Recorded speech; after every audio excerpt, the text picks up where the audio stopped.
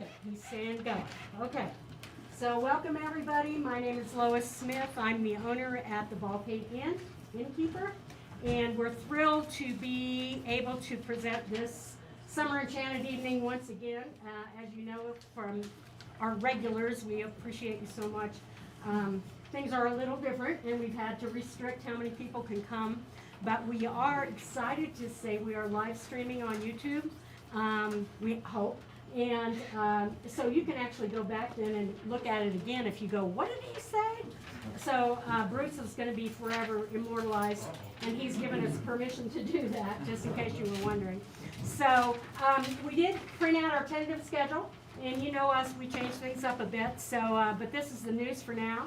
And we also want to make sure that you know about our Father's Day promotions. So if you have kids in the area that you want to have take you to dinner on Father's Day, we'd love if you'd come here.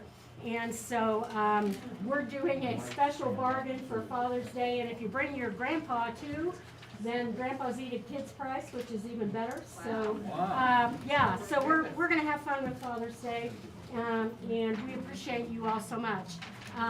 Bruce, to introduce, he is just a friend of Baldpate. Is I don't know. I don't know how to say what a great supporter he's been of us over the years, and we're honored to have him be our first presenter for the season. We have a few holes in our schedule, as you can see. So if you know somebody that you think would be a great presenter, let us know, and we're gonna contact them and tell them you said they had to do it. So that'll be fun. We did ask for your phone numbers tonight. We are following all COVID restrictions, and that we have to have contact tracing information, and we are have plenty of hand sanitizer around and whatever. We hope you still enjoyed the cookies that we're so famous for on Summer Enchanted evening.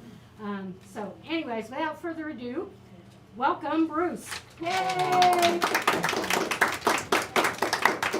Thanks, Lois. And yes, you have made me feel so welcome here. And of course, I'm a historian, so I just love the story and the ambiance. I've been doing a few Zoom talks, half a dozen talks, various levels of success.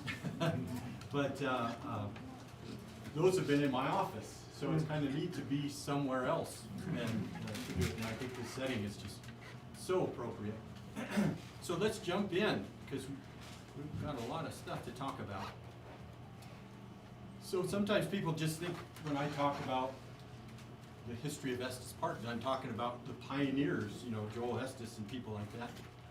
But people have been coming through this area for a long time. In fact, this is Dr. Douglas Bamforth as holding that tool, and next to him is a fellow by the name of Mahaffey. They were doing a landscaping project in their home in Boulder, and came across a cache, and they dated it, carbon dated it. Well, first of all, they could tell where the pieces came from. If you see on the far right there, the Mahaffey cache, that's Boulder. And then all the way to the left is the Uinta Mountains. That'll be in Utah. You can see the lines of the states. Wyoming just up to the north. The Tiger Basin Chert, that's pretty close to Dinosaur National Monument. And then you also see Kremling, just over the Continental Divide. And so look between Kremling and Boulder, right in between there, and that's Estes Park. And so Dr. Bamforth's contention is that those pieces traveled over the Continental Divide. Anybody recognize that picture? That's Moraine Park and Big Thompson headwaters. Big Thompson River runs right through there. And anyway, they carbon dated those tools that they found in those people's yard. They were 13,000 years old. Oh, wow. So people have been coming to Estes Park for a long time. Of course, it wasn't Estes Park then. But, so just another example. This is a photo of Bode's Draw. That's over just above Devil's Gulch, going down into Glenhaven. There is a document. It's in the protected files at the library. I wanted to take another look at it, but they have not opened up the upper floor of the library. But it's called Bode's Draw, and there was an archaeological excavation here back in the 80s, and they discovered some earthen ovens in the sides of the hills right here. And these people did not have a written language who may have lived here or traveled through, probably didn't stay long, but they traveled through. And some of those date back to about 5,000 years ago. So really prehistoric people. But the most interesting thing that I thought about this, basically this kitchen, is that they found no DNA from men in the kitchen.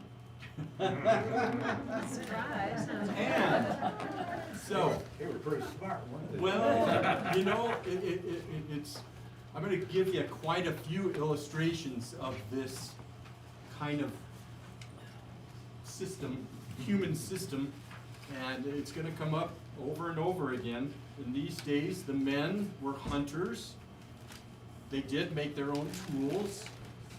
Certainly among the Arapaho that traveled through here, the women did everything else. The men hunted, protected the tribe, and made their own tools. The women did everything else. They cooked. They took care of the horses. They got the horses ready to hunt. They put the teepees up. They took the teepees down. They did all the cooking.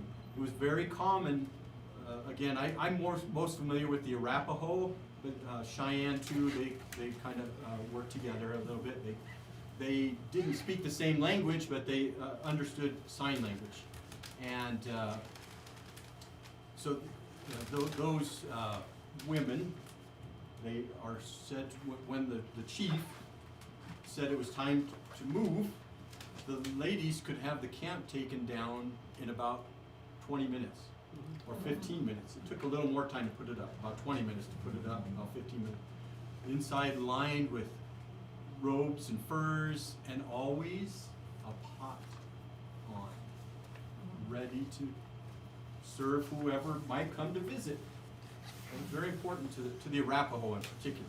The Arapaho, well, the group that I'm familiar with, the Northern Arapaho and Chief Niwot, spent their summers out on the plains following the animals, and then they would come back over to this general area in the fall, mainly to gather fruit and to hunt, and they would pound the meat together with the fruit to make pemmican, and they'd have hundreds of pounds of food to eat through the winter when game wasn't as available. So anyway, now we're going to jump a little further into the future. This lovely lady is Patsy Estes and her husband Joel. They were settlers in Missouri and from Kentucky, and so that was way west in those days. This would have been in the 1850s, late 1840s.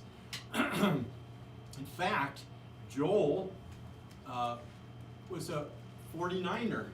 He went to California and struck a claim and was very successful there. But, of course, and he was a wanderer. In fact, that's how he found Estes Park. He just stumbled upon it. But, so, she stayed and maintained the home and the 11 children and the 5 slaves and the entire farm,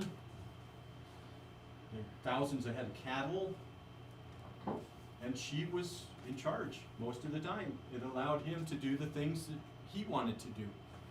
After he did settle here in Estes Park, they discovered the park in 59.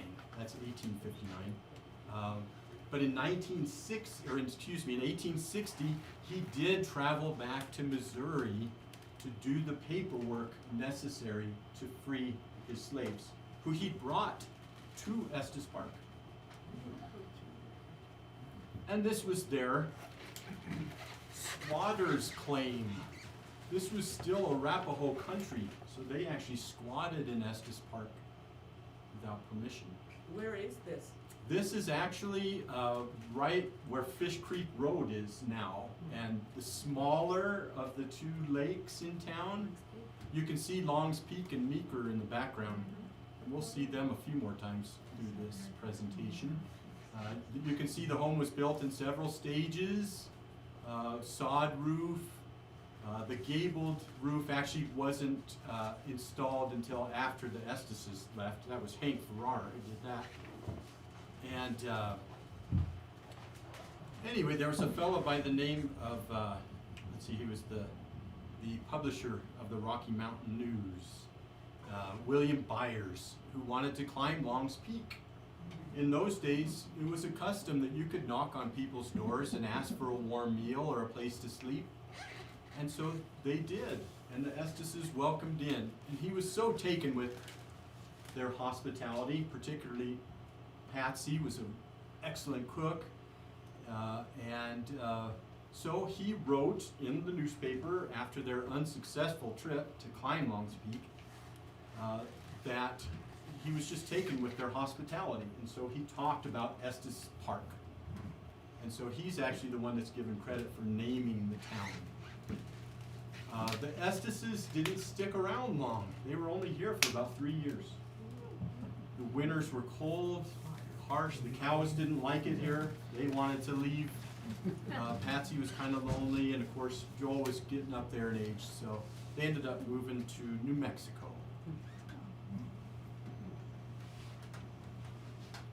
Here's one of our heroes, Bela Bird. She wrote a wonderful book called The Lady's Life, or A Lady's Life in the Rockies. Wonderful book. Very, very beautifully written. She used very flowery prose. In fact, some people felt that she made things even better, through her descriptions than they really were.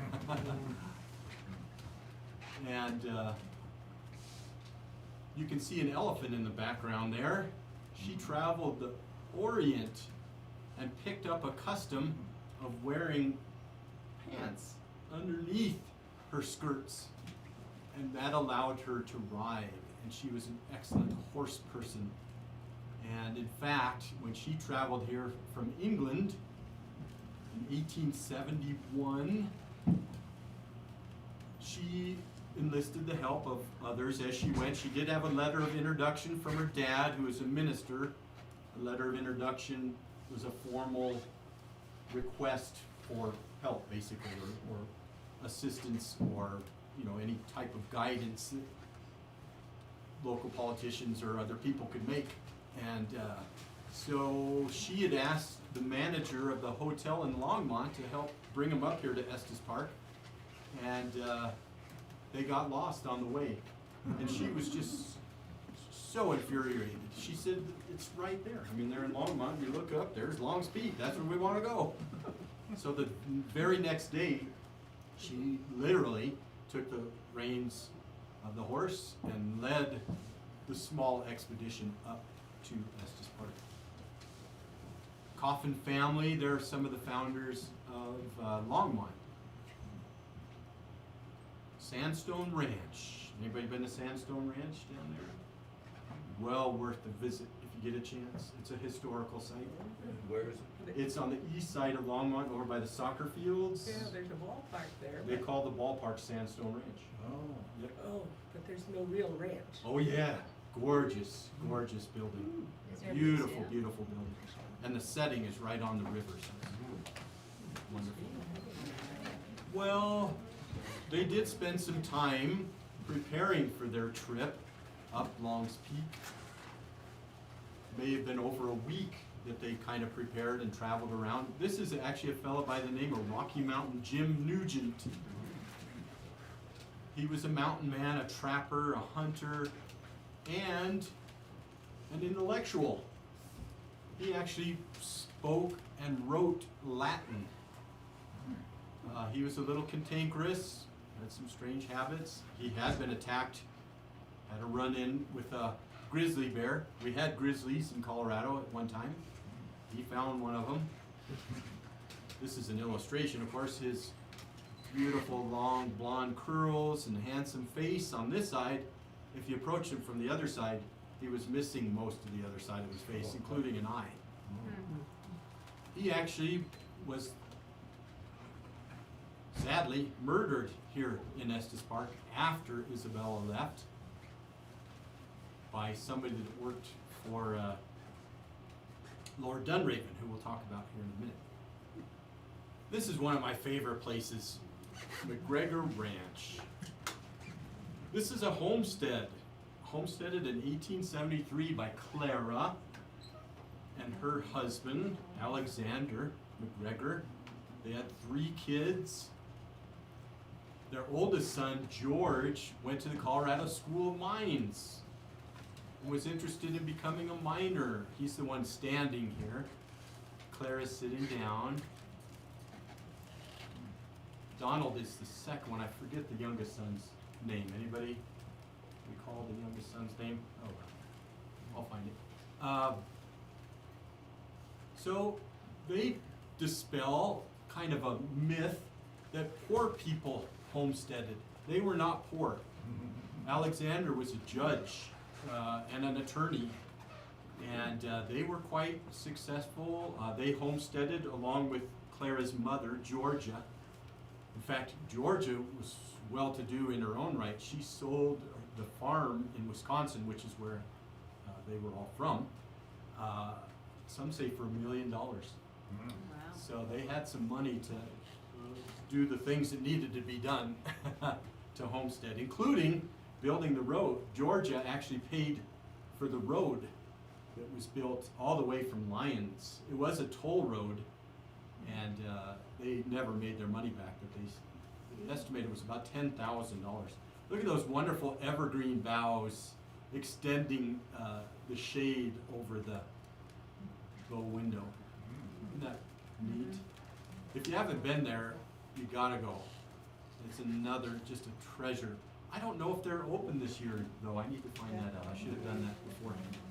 MacGregor Ranch is actually owned by a trust, which is overseen by the National Park Service now. But probably the most interesting person of all that lived there was Muriel MacGregor. She was the granddaughter of Clara. Clara was a painter, by the way. That's, some people say that's how they met. Clara was out here from Chicago painting, and they met here, even though they were both from Wisconsin. They met in Colorado, and so this would have been the daughter of Minnie or Maud MacGregor and her husband Donald. And Muriel took over the ranch upon her parents' death in 1950, and she ran the ranch literally by herself for the next 23 years. And she would have been, because she was born in the early 1900s, I'm not sure, maybe 1904, I think, so. So quite an undertaking. I don't know if you noticed this picture here. That's all the ranch. That's the Black Canyon, by the way. And the white peak you see in the distance is part of the Mummy Range at the top. Is that Chapin? Anybody? My mountaineers? Mount Chapin, I believe.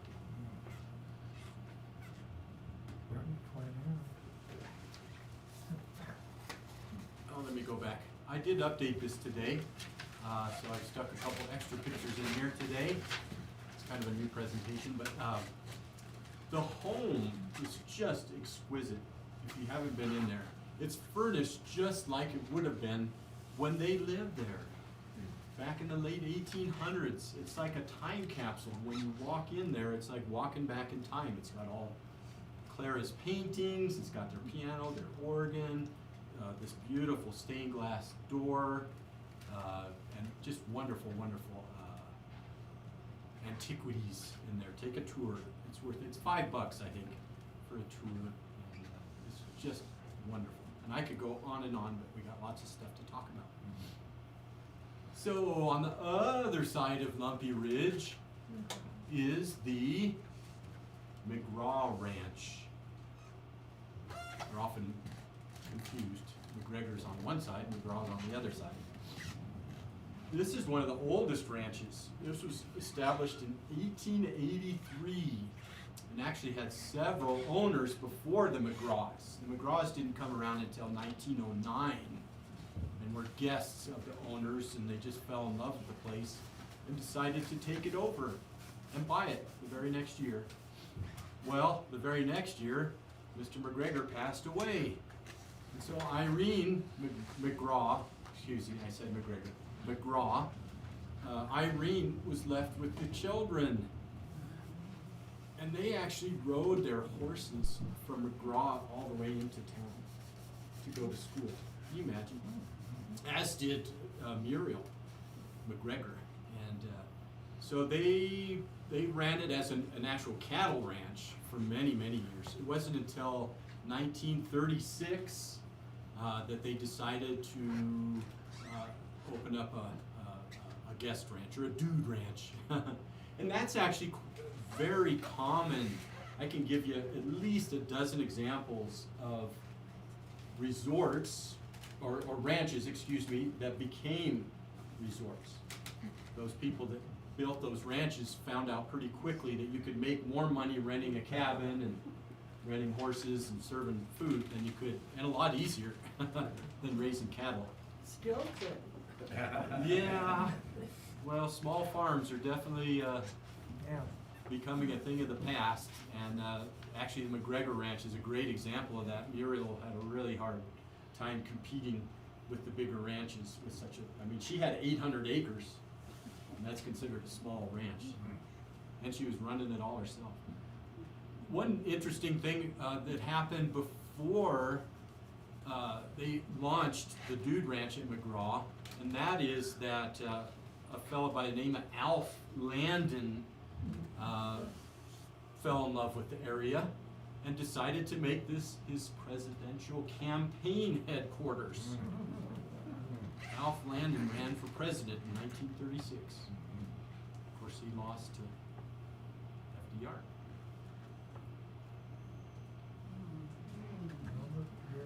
This is an actual painting. This is a Bierstadt. Oh, incidentally, the MacGregor Ranch continued to run clear up until the 80s, and then it was sold to the park. How about the university took out of state? Yes, well, the park is actually the overseer of it, but yes, thank you for asking that. It actually was turned into a research facility, CSU mainly, but there's researchers that come from all over the country and all over the world probably, and stay there. It's a beautiful, beautiful place. Anyway, so this is an Albert Bierstadt. He was hired by Wyndham Thomas Wyndham Quinn, the 4th Earl of Dunraven. And his wife would have been a countess. The wife of an earl is a countess or a lady. Here's this recurring theme. Here is a man that loves to wander. He travels all over the world. He goes to Africa, sails the 7 seas. He's a yachtsman. Well, he's got a home. In fact, he's got a castle. And somebody's got to take care of that. And so did his wife. Why, he was out gallivanting, hunting, riding horses, and what he would probably call working. But let's see, I had her name written down, sorry. Florence Kerr, Countess Florence Kerr. They had 3 daughters. 2 of them passed away quite early, one at the age of 10, and no sons. So all of their holdings went to a cousin. Of course, by that time, this is the Estes Hotel, also known as the Dunraven Hotel. That would have been just maybe 100 yards from where the Estes' home would have been, right there on Fish Creek, right by the lakes. There's the actual home. It's still there, and I believe it's still up for sale by Sotheby's. It is a not a bed and breakfast, but a VRBO. So if you're interested in a business opportunity, I think it's got 6 bedrooms. They've got some bookings, I know, and so it's a going concern. Beautiful. Anybody ever been inside there? They've opened it a few times. It's just amazing. It doesn't have the original furnishings, but the people that own it just filled it up with really neat stuff. And it's all part of it. And I believe it's just right at $1 million, just a hair under possibly. It's been on the market, so might make him an offer. Another one, really probably my favorite stories. This is, I can just think of Peter Hondius. Do anybody know Peter Hondius? Yeah. This is his mother. Peter's still around. They actually started, her parents, the James family, started the Elkhorn Lodge. And she married a little later, Peter Hondius Sr., he was a little older fella, who homesteaded in Upper Beaver Meadows. You can still actually see just some real faint traces of his homestead up there. But then he actually had terrible asthma, and so any lower in altitude, he didn't feel good. So you'd more often find him up by Lawn Lake, camping out, because he just felt a lot better the higher he went. And of course left.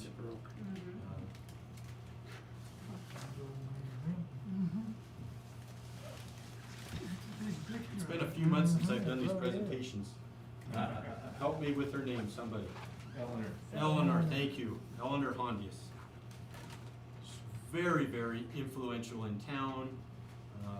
Good friend of Flora Stanley's. They are probably some of the biggest advocates for the national park. Very, very involved. The ladies' women's club really put a lot of effort into raising money to build trails, get the park going. She had a movie camera in the 1920s when Peter was growing up.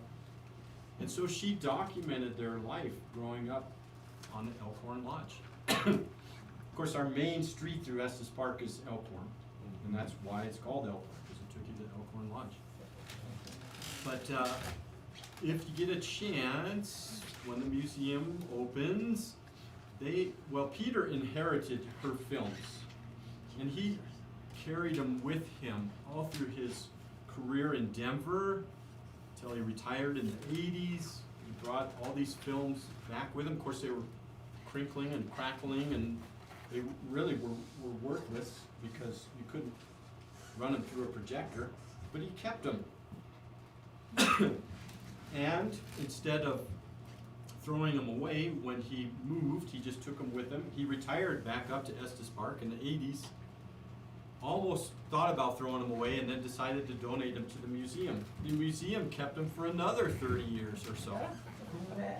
Who knew that eventually we would get the technology to digitize these films, and so they now have them on a loop at the Estes Park Museum. So make sure sometime after they get open that you get over and check those out.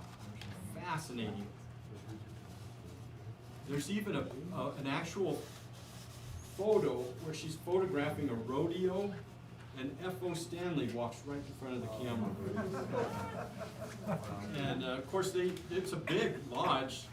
They could have had a few hundred people staying there. And of course, everybody wanted to have a horse to ride, and so they had horses for everybody to ride. And they put on the most wonderful pageants. you know, people were here for the summer, so they got to know each other, and sometimes year after year. So these were your friends, and they just coordinated. And the horses were your friends. If you had a great horse last summer, of course you want lucky again the next year. So they had relationships with the animals and the people, and you see pictures of them all sitting out on the deck talking and doing these wonderful pageants on horseback, figure eights. They played a game called musical chairs on horseback. Really cool. And those are, as I said, on a loop at the museum, so make sure and check them out.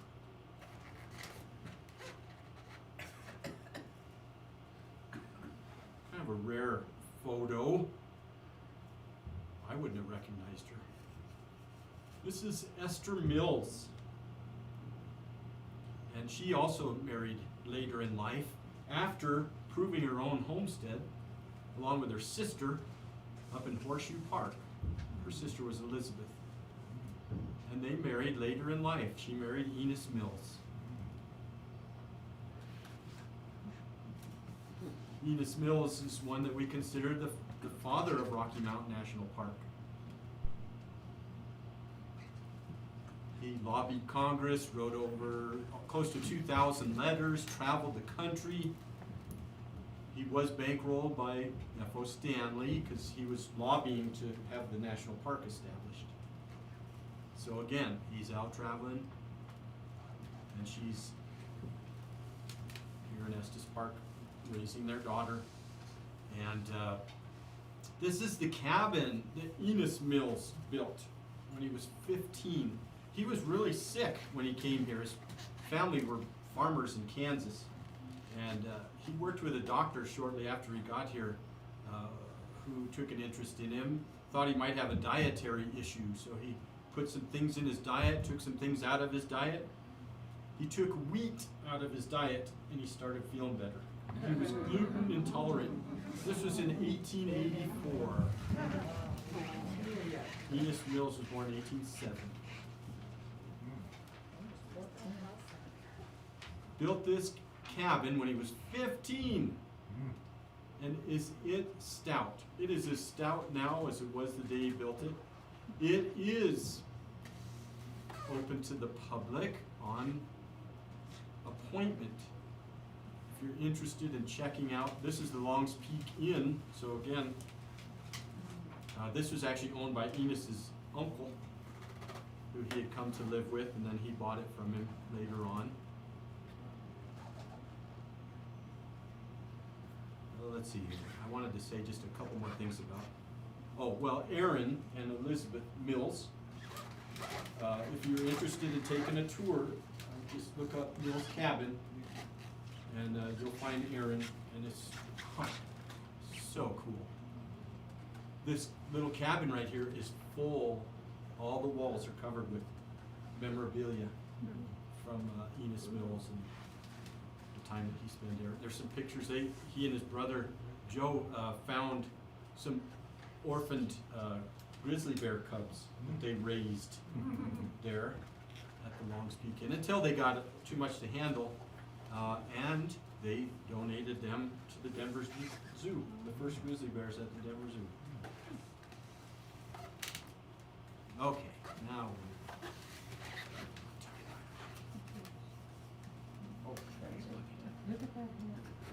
isn't that gorgeous? What a wonderful outfit. That's Flora Stanley.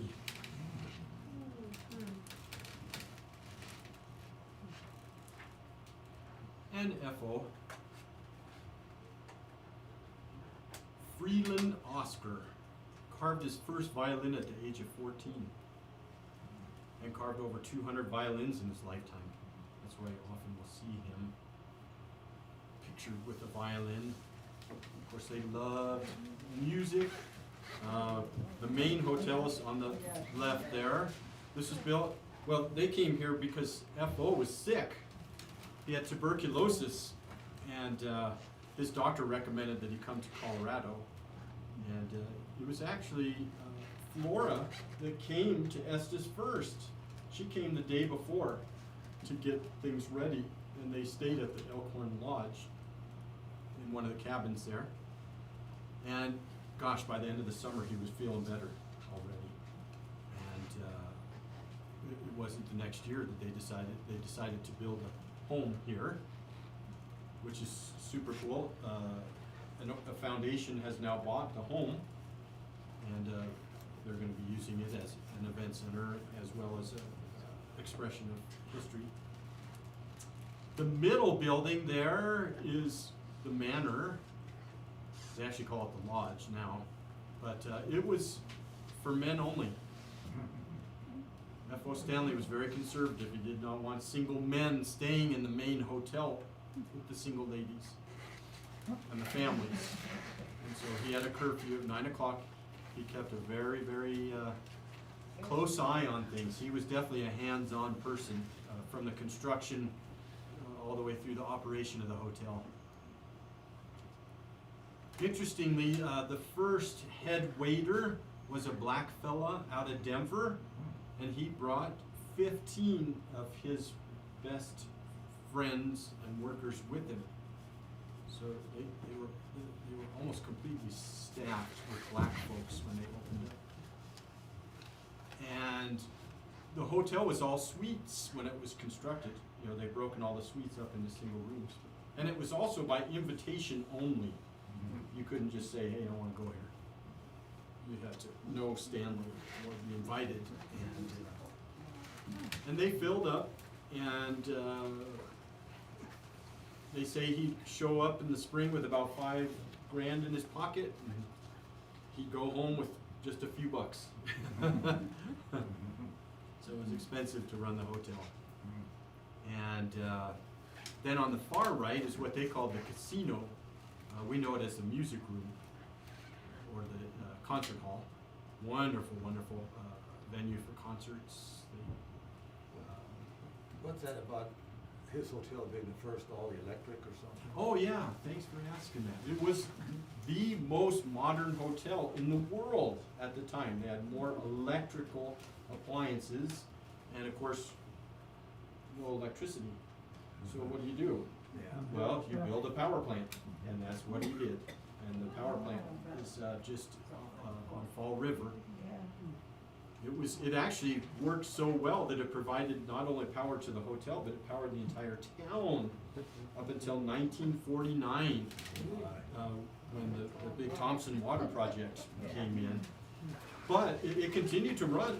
We had a grid now that you could feed electricity into the grid, and that's what we do to this day.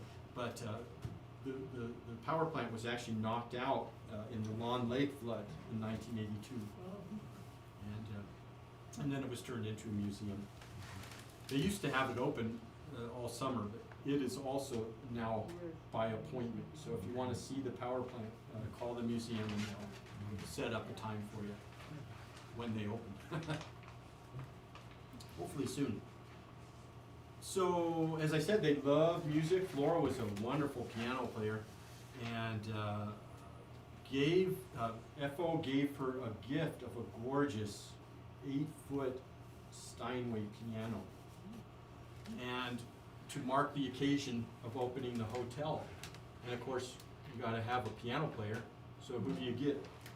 John Philip Sousa came and played the piano, and was a guest several times. In fact, it was Sousa's habit of because he wanted to kind of keep track of where he was in the world at times, he would carve his initials inside the piano, just very lightly, thinking that he would probably be the only one that would see it.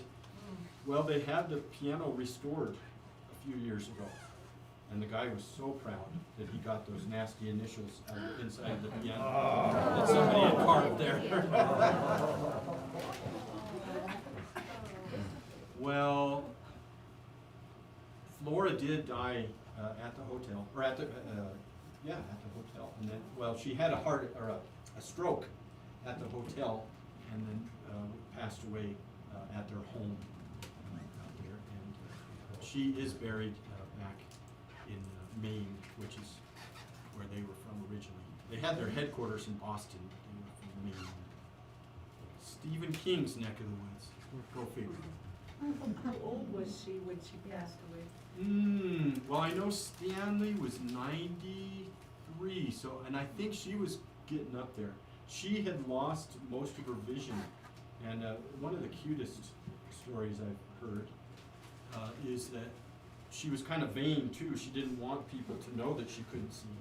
In fact, that was one of the reasons why the floor plan of the hotel, the lodge, and their home back in Boston, it all has the same floor plan, so that she could navigate easily. If you look at, I mean, they've got the main entrance, they got a ballroom on one side, a music room on the other side. The home is the same way.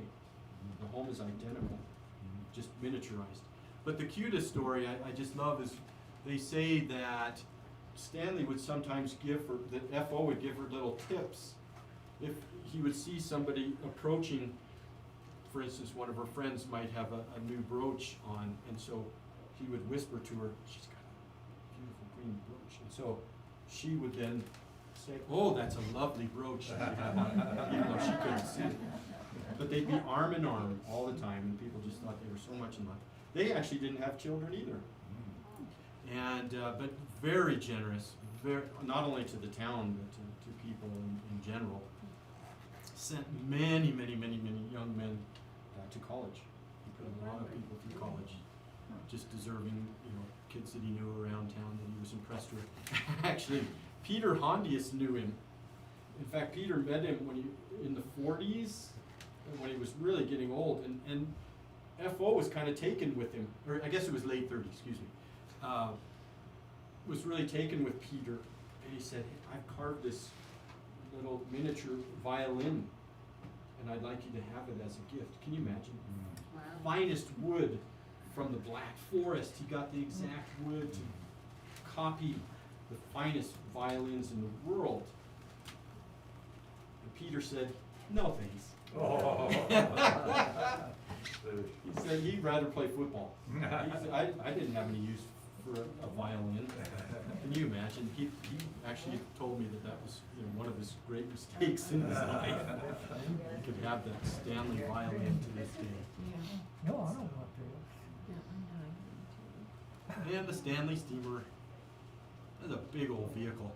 And it wasn't a rickety old jalopy either. These were fast, powerful vehicles. They had held the land speed record until just recently. They had one of these vehicles up to 150 miles an hour. In fact, it was this one right here. Oh my goodness. This actually did wreck, so they didn't have the limit, and this guy survived. Gee.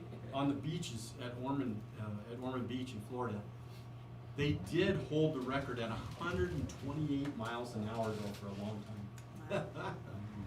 And this is a little one. They actually had a 12-passenger Stanley steamer called the Mountain Wagon that they would take people up to the top of the mountain. He and his wife climbed Mount Washington together and just blew the doors off the competition. Pardon the pun. This is the village of Estes Park. Just about 1915, right about the time the park was established. That big, long, well, you can see the bright white building right in the middle. That's the theater before they built the tower. And then just to the right of that, see the rounded roof kind of right to the right there? It's part of that long building that takes up most of the picture. That was Stanley's garage. He had 43 Stanley Steamers in the garage. And it was also a dorm, so the drivers lived there as well. And of course, they couldn't take care of themselves, so they had to hire a house mother to take care of them. Made it happen. And so then the bigger building that you see there, just right adjacent to the theater, was another garage. That was owned by a fellow by the name of Emery. He had over 200 vehicles up here. Wow. Gee. This was before the average person had a car, so you could come up here and then they take you on tours. Emery actually owned several other resorts, including Mary's Lake Lodge, and There's one in Hot Springs, and then another one down in Coal Creek Canyon, and they would do something called the Circle. But unfortunately, those buildings, look how big an imprint they had on the town. Burned in 2009, and they've yet to rebuild. There's just huge concrete pads there. But if you look down in the river, the river actually ran under the building there, right about in the middle. Fall River, yeah. Yeah, right before it joins the Big Thompson. Yep. Yes, they had a swimming pool. Yeah, they had all kinds of stuff right there. That was a big mall, yeah, lots of shops. I don't know, dozens of shops in there. Some cardboard got too close to a water heater or something, they won't know exactly what happened. Beautiful stuff. It burned down in '09, and we've been trying to figure out what to do with it, and they just are not able to. '09, yeah, just 11 years ago. Boy, it seems like yesterday.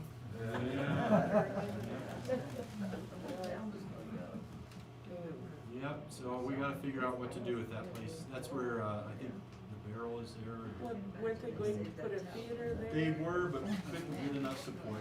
Yeah. Well, plus there's a lot of other, peripheral stuff to deal with. But what I started to say, if you look where the river is there, if you walk across that, they've got fences on both sides there. Look down in the river, you can see some of the original foundation, the moss rock. Look for the moss rock walls underneath there. That would have been the foundation for these buildings.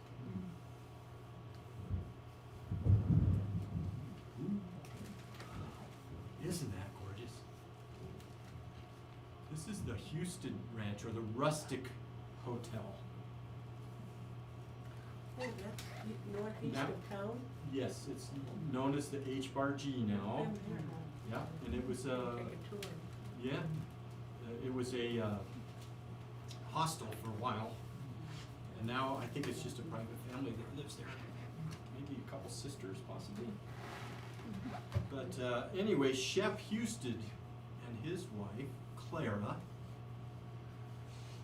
settled there, homesteaded and married in 1893.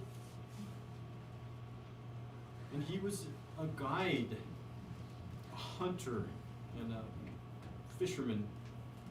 And she did everything else.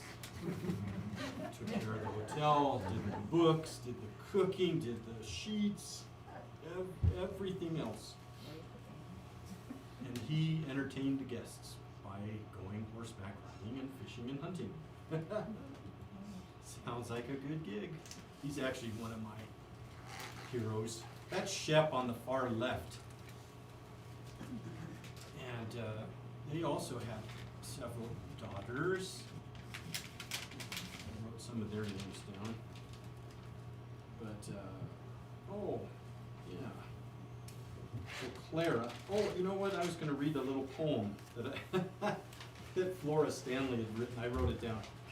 Going back to Flora, she was quite a writer. She wrote a song about Estes Park and her husband getting healed by tuberculosis. Probably one of the few songs you'll ever hear that has the word tuberculosis in it. But her poem I just thought was so pretty. It says, "You are," it's called Bluebird. "You are unto the year what hope is to us here. The first to show, the last to go, with all that makes life dear."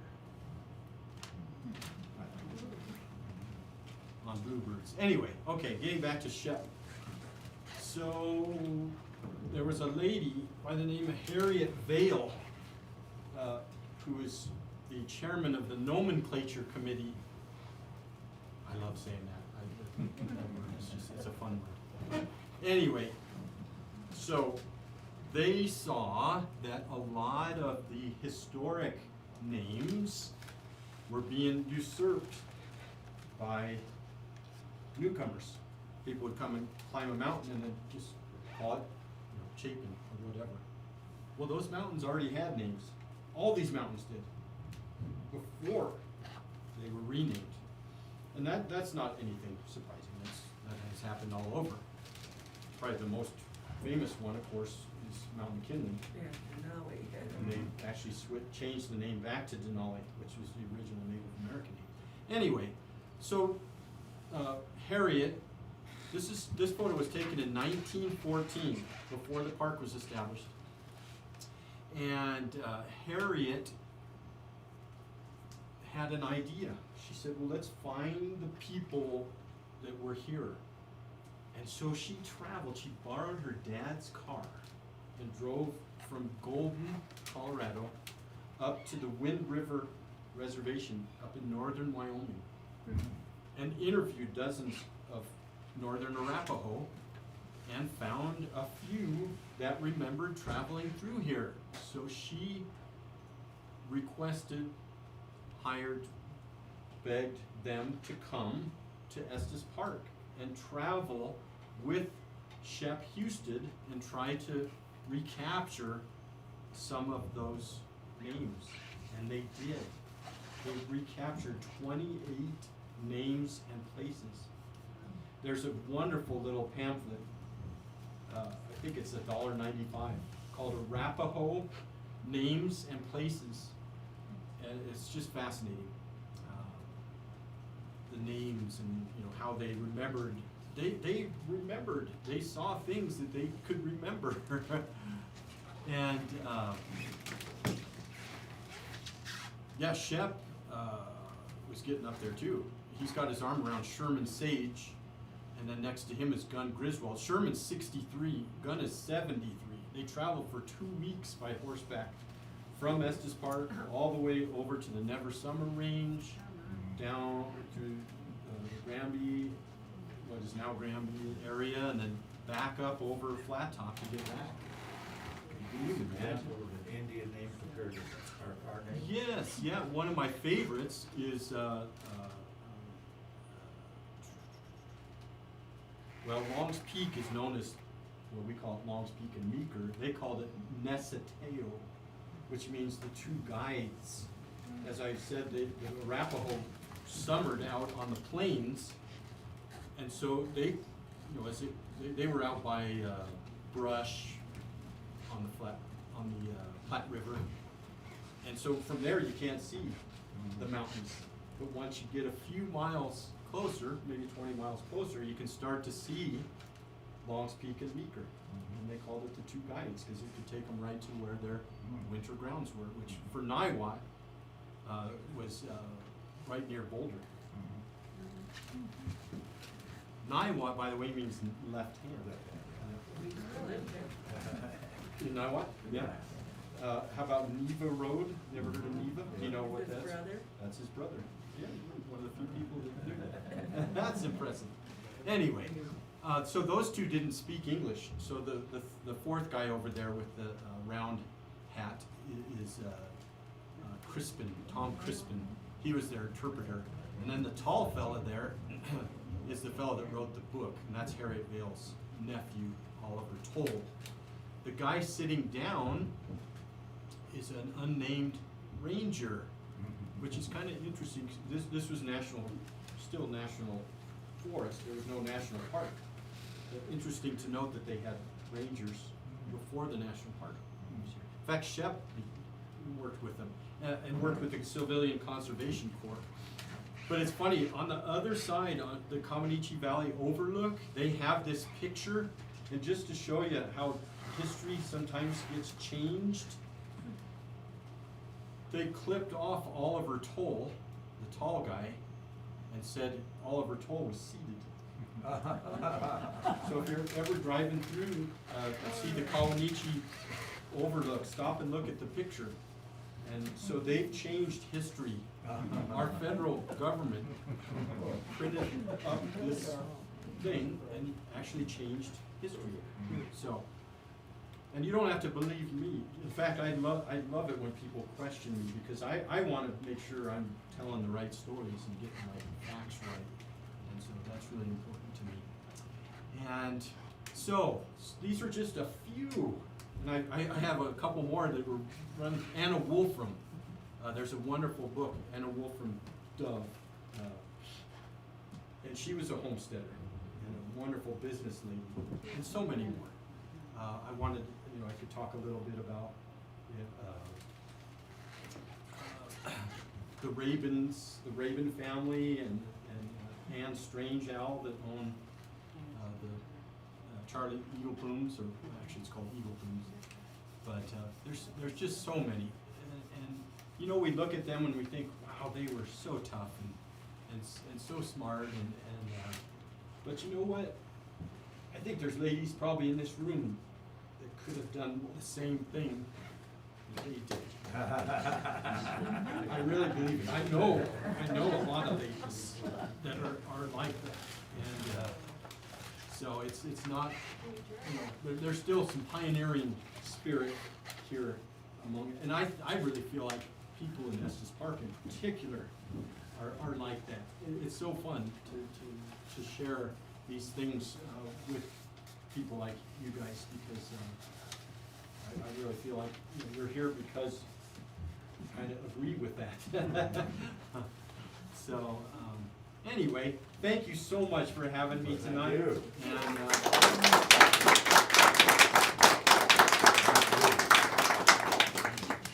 enjoy the rest of your evening, and hopefully I will get going again here pretty soon. I did close my business. I'm a tour guide. I have my own tour company. I have 7 years now, a CUA, commercial use authorization into the national park. I've done about 1,000 trips into the park. Of course, I love history. That's kind of how it's kind of the gravy over everything else to me. The meat and the potatoes is the beauty, the animals, the wildlife. And some people don't really care about history. So when I take a tour, I always ask people, and sometimes people say, yeah, we're not really interested in that stuff. So that's fine. So then we talk about animals. When did Barry's Lake Lodge either burn down or whatever? Oh, well, it's burned a couple times. Well, It it's just no burned 2 longer there years ago. now, of course. It burned 2 years ago. But wait a minute, Barry's- Barry's, Partially. Mary's Lake Lodge. yeah, up it. No, excuse me, Bear Lake, I'm sorry, it's Bear Lake Lodge. Bear Lake. Bear Lake Lodge, I'm sorry, I got the wrong lake. Bear Lake Lodge Yeah. is in town now. Oh, is it? Where is it? It's over at the Elk Meadows RV Park. Yes. Yeah. They took it down, they numbered every piece, and put it all back together. No kidding. That year was what? Like Yeah, I tried to 1950? find out, yeah, I think it was late 50s.